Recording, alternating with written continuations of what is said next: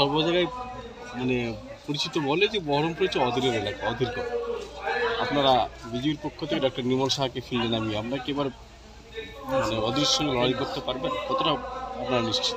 দেখুন, পরিষ্কার শুনে রাখুন, 25 বছরের সংসদ, দীর্ঘদিন পার্লামেন্টে যাচ্ছেন এবং খালি পার্লামেন্টে না, তিনি অপোজিশন দলের দলনেতা।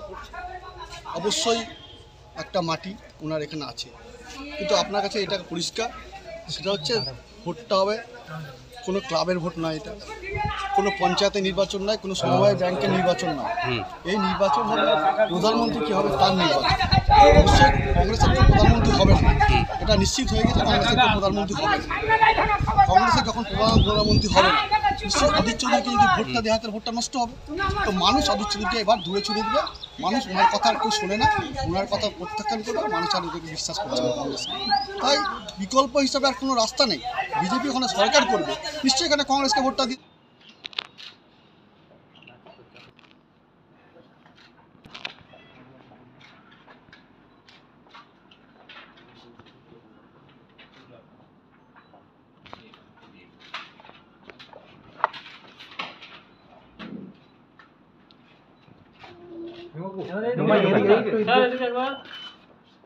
এদিকে একটু ডান দিকে, এদিকে ডান দিকে।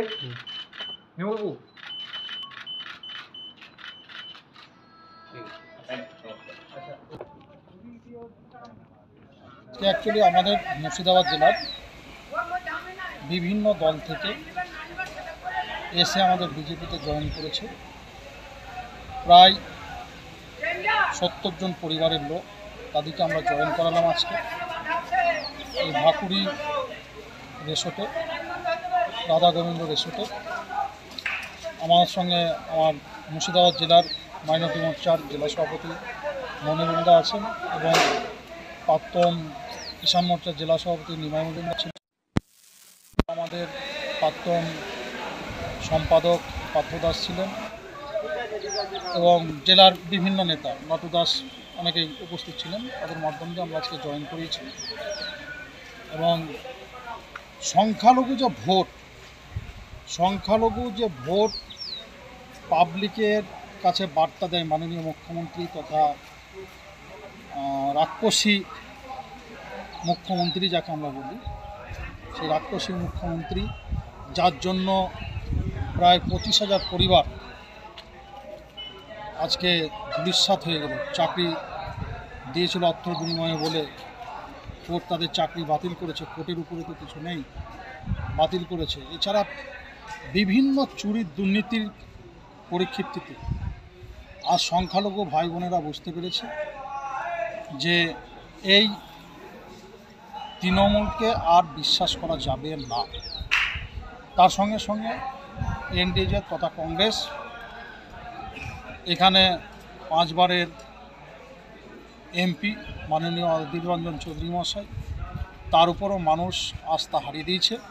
সবচেয়ে গর্বের বিষয় হচ্ছে 70 সাল পরে ভারতীয় জনতা পার্টি এমন একজন ব্যক্তিকে বহরমপুর লোকসভা কেন্দ্রের প্রার্থী করেছেন, যিনার নাম ডক্টর নির্মল সাহা, আমাদের ভূমিপুত্র।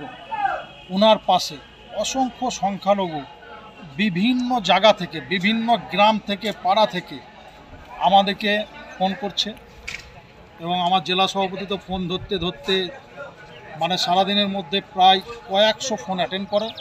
ওনাকে না পেয়ে আমরা নবদ্বীপ জোনের দায়িত্বে আছি, আমাদেরকেও ফোন করছে যে ভাই আমরা বিজেপি জয়েন করব। আজকে এখানে আমরা করলাম, আগামী দিন সারগাছিতে করা হবে, তারপরে বেলডাঙ্গায় করা হবে। একে একে আমরা একাধিক পরিবার যারা সংখ্যালঘু পরিবার, কেবলমাত্র আমরা সংখ্যালঘু পরিবারকেই জয়েন করাচ্ছি, আদার্স কাউকে জয়েন করাচ্ছি না। সংখ্যালঘুদের যা আপনার উচ্ছ্বাস, তাতে আমরা 100% এবছর বহরমপুর লোকসভা কেন্দ্রে চোখে পড়ার মতো মাইনরিটি ভোট আপনাদের ইলেকট্রিক মিডিয়ার মাধ্যম দিয়ে আমরা অঙ্গীকার করছি। আমরা দায়বদ্ধ, আমরা যারা সাংগঠনিকভাবে দায়িত্বে আছি তারা 50,000-এর উপর আমরা ভোট সংখ্যালঘু ডক্টর নির্মল কুমার সাহাকে আমরা 100% দেব, এই অঙ্গীকারবদ্ধ আমরা সকলেই। তাই আমরা মাঠে নেমে পড়েছি আপনারা দেখতে পাচ্ছেন আমাদের সঙ্গে হাজারো যুবক, পরিবারের যুবক, তারা মাঠে নেমেছে।